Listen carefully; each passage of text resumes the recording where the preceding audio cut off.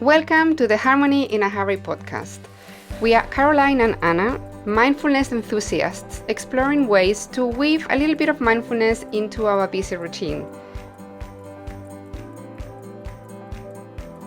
Today we are joined by Jude, founder of Earth and Fire Studio in Morong.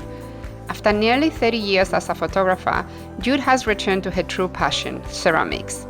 She specializes in wood firing and loves experimenting with various glazing techniques and locally foraged materials to create unique, earthy pieces that capture the landscape around her. Enjoy!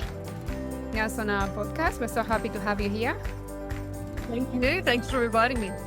Normally, the first question that we ask all our guests is, what does mindfulness mean to you? Well, I may not have thought about mindfulness. I think I'm kind of lucky in the way that I think I just naturally find where I have peace, I think. And a lot of the time that's art and pottery.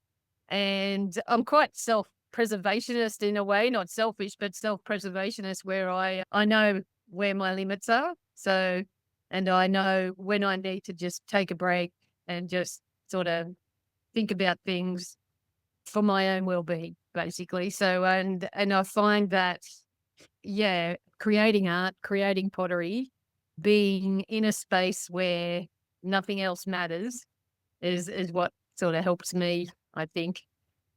Not thinking too much about stuff. Keeping it simple. I was just going to ask you then, you're doing pottery and you're putting your attention into what you're creating, and then the back of your mind is processing everything, so you're doing it without actually paying attention to it? Yeah, I guess now that I know how to throw pots and I know what I'm doing on the wheel, it is second nature.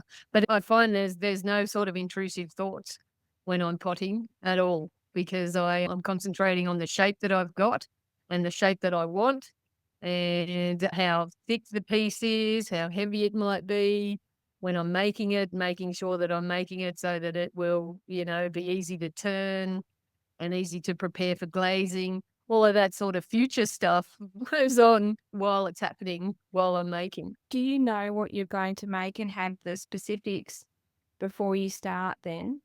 Yeah. You need to know what you're going to make because it all starts from the bottom up. So whatever the size of the piece of clay I've got, how much weight is it? Like if it's a 2 kilo piece, I'll start with that, knowing that I'm going to make a larger pot. So it really comes down to how much clay you start with, how wide your base is, kind of thing. That's where everything begins, and then it goes from there up. They're laying a real foundation. Definitely, yeah. And you've got to stop and think, what am I going to make? What's the shape? What support does it need at the base? All of that kind of stuff to actually pull it off. If I was going to be very philosophical here, I'd go, that sounds like a really good foundational practice for life. Yeah, it is. Pottery is like everything that happens in pottery. It teaches you resilience, gives you happiness, joy, disappointment, loss, grief, all of the things. Pottery teaches you how to deal with all of that. And you know what? And if it doesn't work, just make another one. It's all about practice. And even the greatest potter might start with a pot and it might flop, because of one sort of move that they did or something that they might have gone a bit too hard in one spot kind of thing. So you've got a weak spot in your pot and that's the end. But instead of standing around crying about it, potters get up and do it again. Like we could have spent hours on a piece and hours getting it through the process, and then someone walks by and knocks it off the shelf. Or yourself, you might knock it off the shelf and it ends up on the ground in pieces. You'll be pretty annoyed but you'll just get over it. I mean, that's what potters do. We just move on. So yeah, we work hard and we move on. Do you find that if you were teaching a class or having people come and work with you, surely they would get those benefits start to show in their life as well, and they take home not just a piece of art or have the satisfaction of what they've created, but also they start to learn these other skills. Yeah. Yeah, definitely. People come in, and because it's such a fine motor skill to have, like hand and eye coordination, it really gets them to stop and think about what's going on, how they're using their hands, how they're using their mind in order to get a result. And everybody who finishes their class always says that was great. So they might have struggled through it in part, but at the end of the day, it's always fun, and it's always taught them something new. I've only Go on. tried it once, and especially being on the wheel, because I think hand building, you can stop and start, but with the Mhm. wheel, you have to be really in it. And I really found that it was like laser focus and everything Yeah. drops because you have to be fully in it. Yes, definitely. And I always tell people to relax, because when you first get on the wheel, your brain is full of all these things and everything that you need to do. And the very first time you're learning, that's all you're thinking about, kind of thing.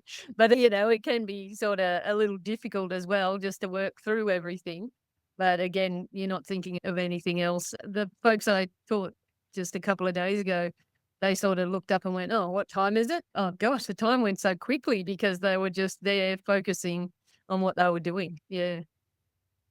And do you feel that trying again, the being with your thoughts and focusing, does that ripple into other areas of your life? I think it does.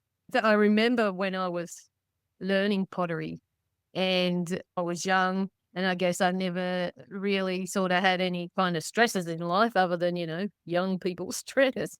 And I actually didn't know what stress was. And I think that's because I was, my early adult life, I was potting and there was nothing to stress about. I was learning pottery 3 days a week. I was having a great old time. And I think, and even now, I've came out of a job as a photographer for the last 26 years, which I thoroughly enjoyed and loved doing. But it was interesting that when I started back into pottery full time, all of the people that I knew about town were telling me how relaxed I looked and how much better I looked and I just didn't look stressed anymore. They're like, "God, you look great. You look what's going on? You look great." And possibly because, well, number one, I didn't have to get up and 7 o'clock in the morning to go to work, but I'm doing something that I again enjoy, like I enjoyed photography, but in it just every day kind of thing. So I guess that keeps a smile on my face. And I don't realize these things. I think I just do things that make me happy, and potting makes me happy. So was that a segue for you to say, come and do some pottery with me and you'll feel really good? Well, no, definitely, definitely. So like we said, it's a full concentration act, and lots of people come out of there feeling just better, because they've had time for themselves. They've had time to do their own thing, but whether it be away from whatever stresses they got at work or the grind of family, chores every day and things like that. It's just a really great thing for you to do. And that's what a lot of people have said. And the satisfaction of creating something or making, Yeah, you start with a piece of clay and you end up with something that you actually made, which I find. that's right. That's right. Yeah. And I teach folks at the local hospital in the mental health rehab. And there's a lot of satisfaction there, because a lot of folks come in thinking they can't do anything because their confidence has been shot through whatever's happened in their life and their treatments and all of that kind of thing.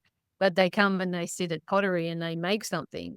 And they might think that what they've made is a little bit dodgy if they're really getting, but once it goes through the whole process and they see it finished and nice shiny glaze on it, they look at it and go, "Did I make? Yeah, you made that." And they're like, "I made that." No, yes, you did.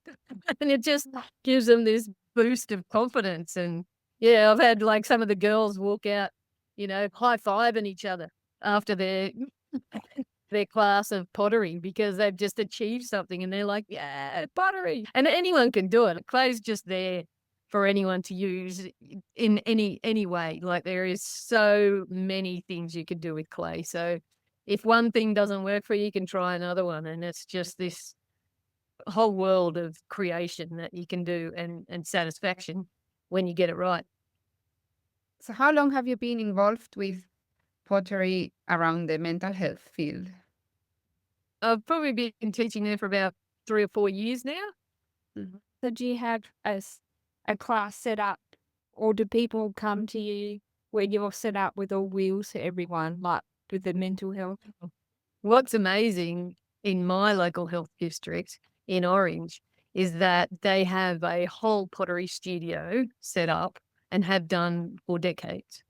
And I think they actually, because it's at Bloomfield, and it's been a mental health facility for like 150 years. I think they're celebrating their 150th year this year. And they did a lot of things on site. So it possibly could have been involved in the early making of things there on site, be it tiles or bricks or other things. And then it sort of evolved into a pottery studio where they used to have folks from the community coming as well. So there's a kiln there, there's clay, there's molds. There's a couple of wheels, so we don't do too much wheel work, but a lot of it is sort of hand building and painting of molds kind of thing. So yeah, and it's this amazing facility where the consumers can come and enjoy that whole experience as a proper pottery studio, which yeah. And I don't think there's many hospitals around that have that facility, and they're really lucky. And I'm really lucky to be able to be there because I really believe in art therapy and art for the mind and art to help you get better. And it really does. I've got a chap who comes along and he just makes little sort of molds, little cars, little molds of a bird reading a newspaper. But just really great little things that he just sits down. I just give him clay. He goes, have I got tools? Yeah, give him tools. And he just goes for it. And it's just created these wonderful little sculptures that just deserve to be lined up and looked at. It's really cool. Yeah.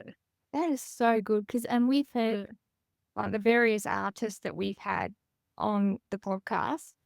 There's been a similar thing in that everyone seems, well, a lot of it is processing life as well, besides the enjoyment and the need to create art. There's this other part where they use it to process a lot, and life forms this richness, and then they pour it into their art.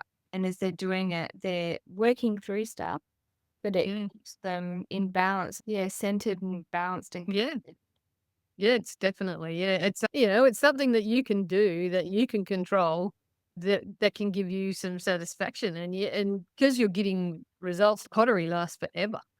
They'll be, archaeologists go onto a dig site and the first thing they look for is pottery. So it's like you've made a mark on the world. And I think that was really nice for folks that are just trying to recover from just feeling like they're nothing kind of thing. And to be able to create something that is tangible, that is real, that they can even use in their everyday life, is just makes you feel good. It's good for the soul. And I feel also that attitude of, I'll try something. If it doesn't work, I'll start again. Yeah.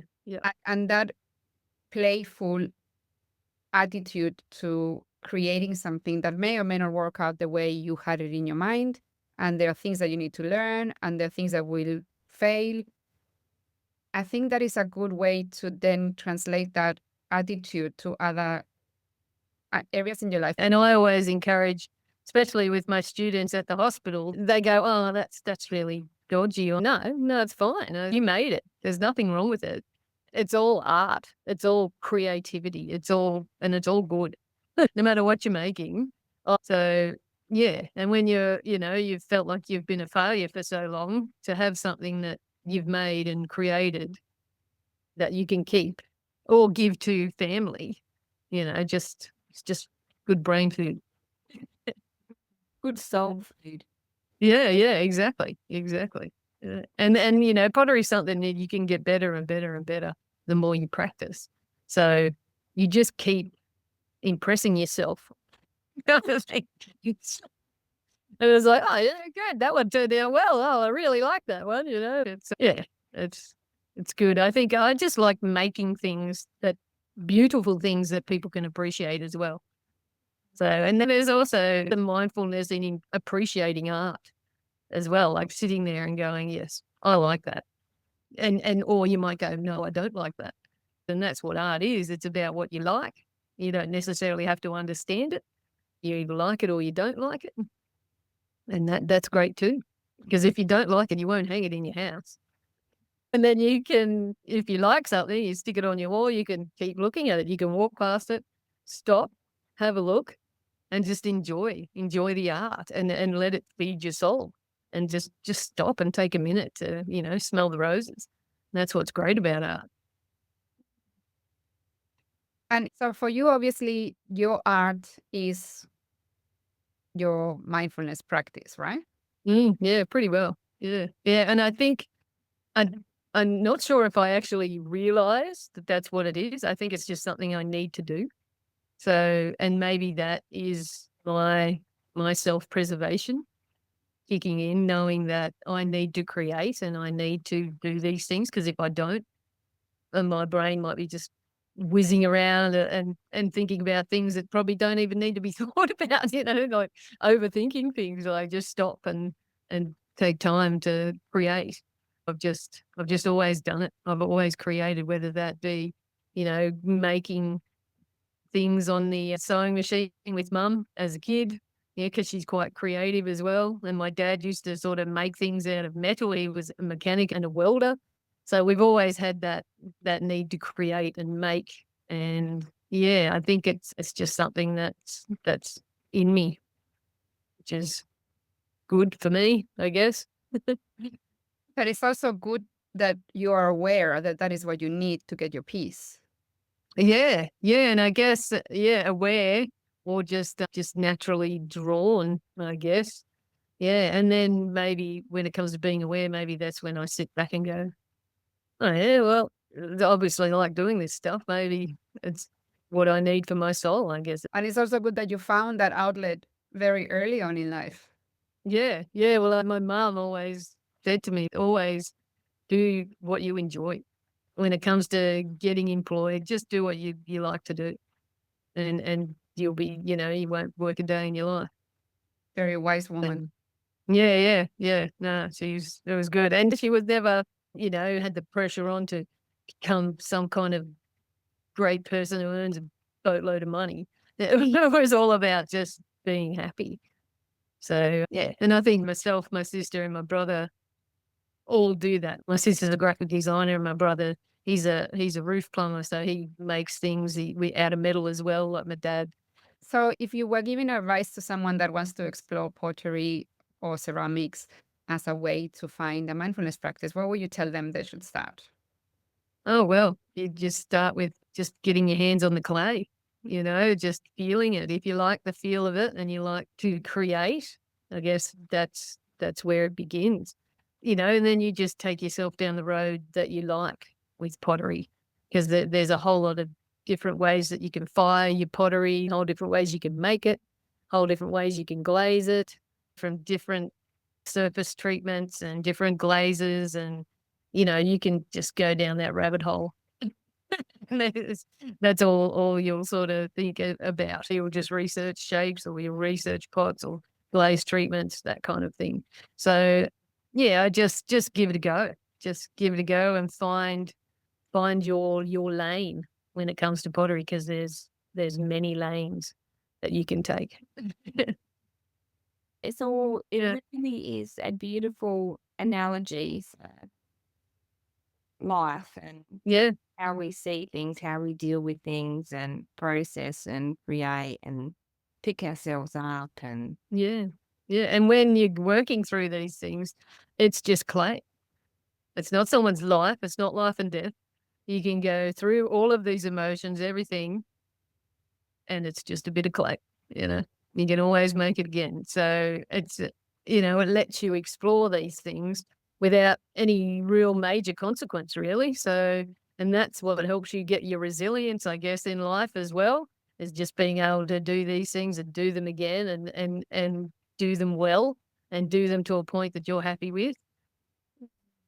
And that's just, everything about pottery is life. And it gave us life, it was the beginning of trade in our world. It carried water. We didn't have to live by the creek all the time. We could carry our water somewhere else. Like pottery began globalization in a nice way. Like it just started everything. We could cook in it. We could eat from it. We could drink from it. We can trade with it. Like it really is the basis of humanity. Excellent. Is there anything that we haven't touched on that you would like to tell our listeners? Oh, look, I'd like everyone to have a go at pottery. It's a real sort of human thing to do. Like I said, we found pottery, we dug clay, we made stuff out of it. We've been doing it for eons. And it really is just part of the human soul, I think. And it's good for you. It's good for your mind. It's I'm sure, all those eons ago, someone was just sitting there mucking about with clay, just seeing what they could do, and they created it, and they're like, check this out. What it's showing their mates, look there. So I just made this out of that dirt over there. I think it's just part of human society. Yeah. Look, it takes a bit of time to maybe create what's in your mind, but that's what gets you there. Like it's the mindfulness and the concentrating, and you will get there. You just and you will also find your own style in the process, and that may not be like me, or it may not be like this person over here. You find your own style, and that's very good for your soul as well, because it's you in a piece of clay. Thank you so much for your time, Jude. We really appreciate it. No problem. Thank you. Thank you. And that's it for us for today. If you want to find out more about Jude, her art, and perhaps her classes, go to the show notes where you'll find all the links to connect with her. That's also where you will find more about Caroline and myself. And if you found this episode helpful or inspiring, please share it so we can reach more people. Thank you.